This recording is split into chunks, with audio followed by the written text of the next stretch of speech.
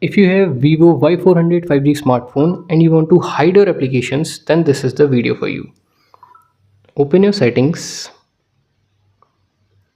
select security and privacy,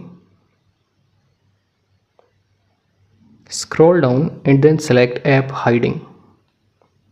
Firstly, you have to set a privacy password. You can set a 6-digit password or you can select other password type. I'm selecting pattern. Draw your pattern and then confirm your pattern. Answer 2 security questions and then click on next. It will ask you to add your email address. You can add it or otherwise you can select add later. Firstly, enable this and then select the app you want to hide. For example, I want to hide my files. Click on confirm. As you can see in my app drawer, you can't see the files application.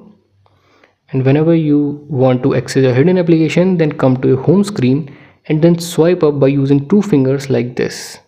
Draw your privacy password and then it will show your hidden application. So that's how you can hide and access a hidden application in Vivo Y400 5G smartphone.